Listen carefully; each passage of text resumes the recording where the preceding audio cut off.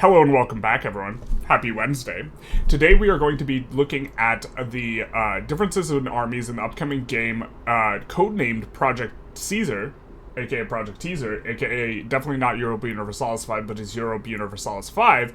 We're going to be looking at the differences between levies, mercenaries, and regular regiments, and it's going to be a relatively short dev diary. So, without further ado, let's get into it. Well, welcome to another Tinto Talks. We are now up to our 11th of these about the super secret game that nobody knows what it is, but everyone knows what it is. This time, we will talk about military matters, the differences between levies, mercenaries, and regular regiments, which of course you will need to recruit in order to demand proper blood, a blood sacrifice for not getting wished a happy Wednesday, as we were not right here. Terrible.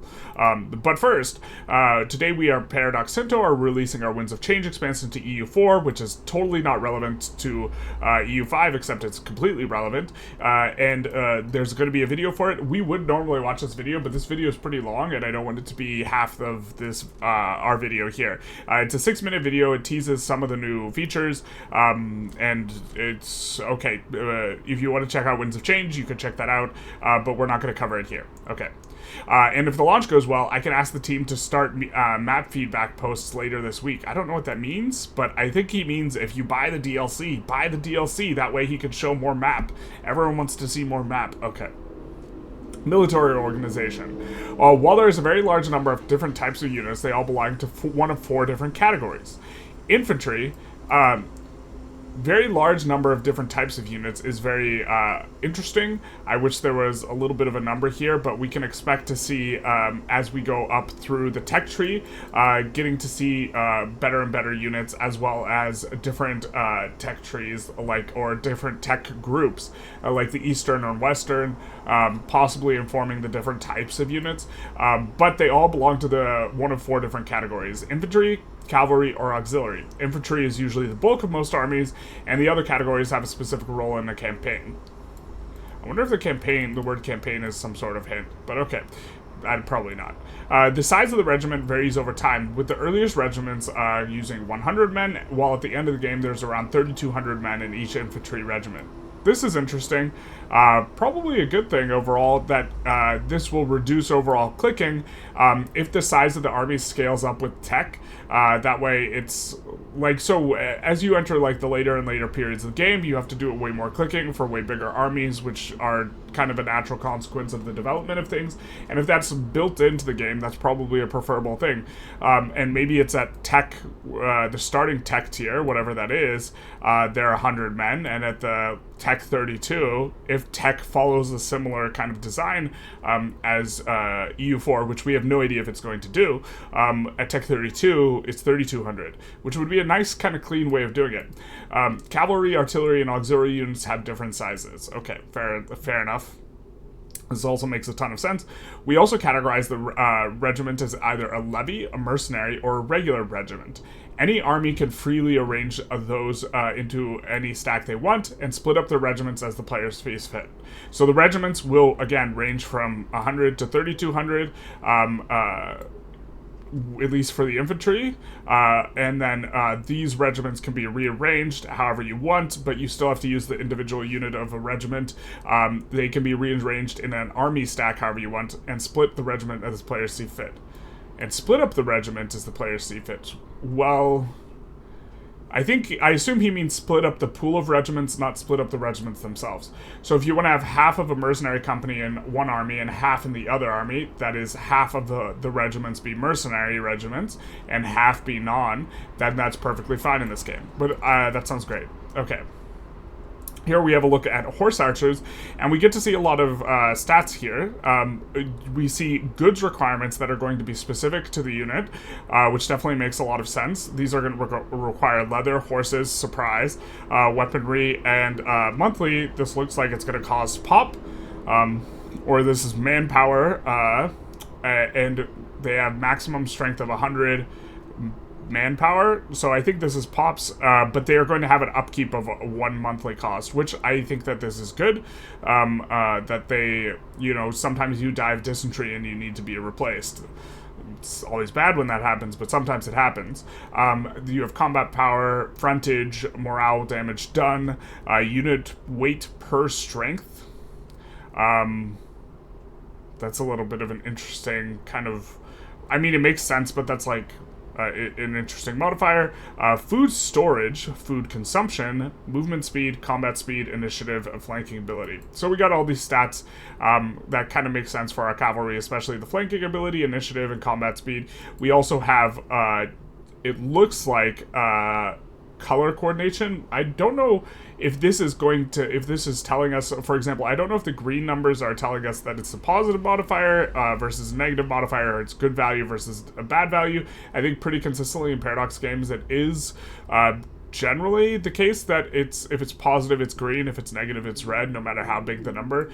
But okay, let's take a look. Levies. First of all, we have levies. Isn't this second of all? We just talked about. Okay, whatever. Where you can raise your able-bodied fighting men into a fighting force. This provides you with a lot of people who can fight for you, but the levies have a few slight drawbacks. First, you can only raise them when you are at war or facing rebels. Makes sense. Secondly, you could raise your levies. When you raise your levies, those pops you raise are decreased in size to represent the pops going off to war. So you are exhausting your population in specific areas. And if you... I wonder if the levies, you can raise them in individual states. We'll see in just a second. Read through this, but I can't remember. And any dead men in levy position is population permanently lost. Speaking of that... Yeah, that does hurt. Speaking of that, levies do not spawn with any experiences to speak of, and you have no direct control over the types of units you get, so you can't build a customized army of particular things. Another slight drawback, they're probably also going to be like mono infantry, I would imagine. Another slight drawback is that levies do not reinforce during a campaign either. Don't know how I feel about this, but okay. A province where the levies have been raised also produces less raw food and materials. That certainly makes sense. You can either raise all your levies or from a province individually. Perfect, that answers my question. And so it might be the case that... there's a specific strategy if you're trying to encourage pops in a particular place that you just don't raise out of that place because you're going to lose some of that population. That seems a little too meticulous if the enemy is at the gate, though. Mercenaries. There are many different types of mercenary companies available in the world, and each area has at least a few possible to recruit. However, there's not an endless free manpower. Well, certainly not free because you have to pay for it, as other nations can maybe be recruiting them before you can. I believe in Invictus, if someone else has recruited a mercenary, you can bribe them and pay them more to switch to your side, which is a bit of a cheeky interaction, and I'm curious that that's going to be present in here, but this paragraph is too short to let us know that. A mercenary company signs up for at least a 2-year contract, but you can extend the contract if you desire. But can you buy them out of their contract? More on how mercenaries can be recruited in later talk. Aw, terrible. Okay, regular regiments. Your regular regiments consist of the regiments you do not want to disband, and they require manpower to recruit. This recruitment cannot be done everywhere, though, as you need a special building to allow the recruitment of military units. Usually these are the same types of buildings that also provide you with manpower. As the ages go up, you go from only some special buildings providing a minuscule amount of manpower to being able to build a conscription center in your core locations. I imagine that in the early ages you will have to rely a lot more on levies, and in the later ages you will be relying a lot more on regulars, and maybe in the middle period mercenaries are kind of going to be when they are at their very best, but it will be a combination of like levy and mercenary, like early, and then late it'll be mercenary regular, maybe. Pure speculation. I do not have historical knowledge of the period super high. I'm just thinking of like what is it, like the 1500s, 1600s in Italy. There was a lot of mercenary action, but okay. Speaking of manpower, in Project Teaser, this is primarily generated by buildings. Now you may ask, we will, why do you need manpower when we have pops? Well, for us, manpower represents the more or less semi-trained men that can be used in a military force. So manpower is not an abstraction of all the people who could fight in your army. It is because it is excluding levies, right?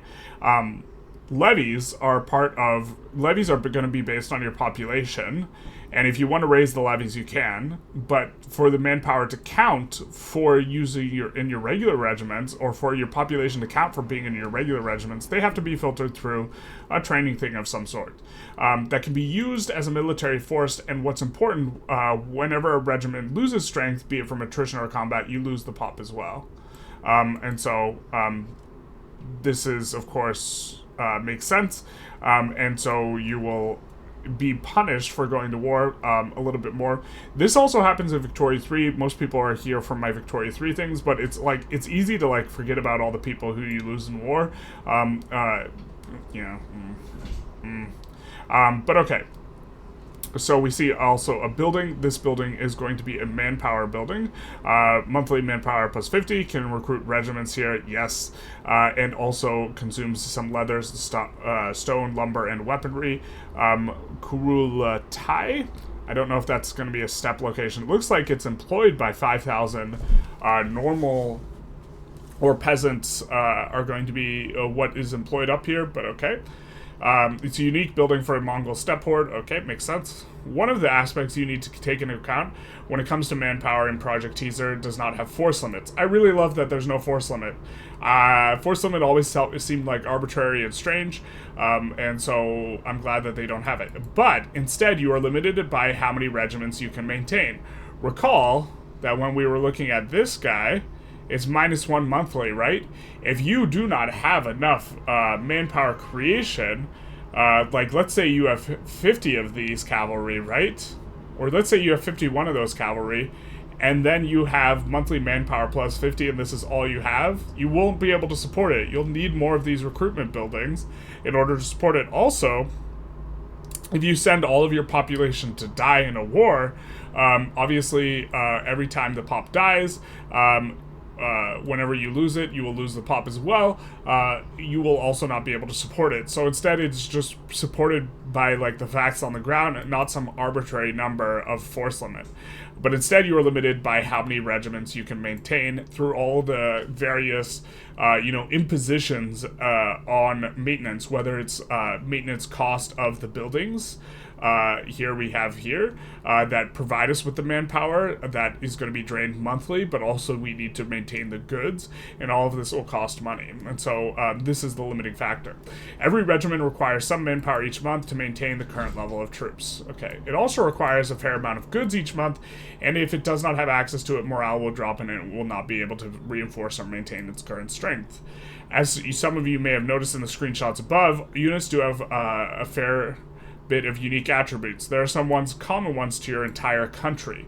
Discipline, which we've seen a ton of in all of these games, which impacts damage taken and damage done. Military tactics, which impacts damage taken. Army morale, which impacts how long your army are willing to fight before breaking. Infantry, cavalry, and auxiliary power, which also impacts the damage done for the category. So this is, I'm assuming, splitting it up so that you can have modifiers relative to each one.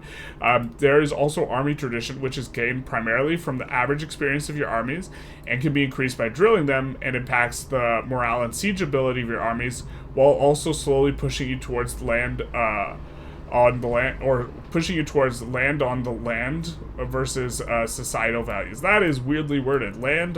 Pushing you towards land on the land versus societal values. But that's another thing that is interesting that we have here. That's not directly related, we have societal values somewhere that are going to be something that you equilibrium trend towards, perhaps, and that this is an example of them. So that's also exciting. I think that societal values make sense. And so, your society doesn't necessarily,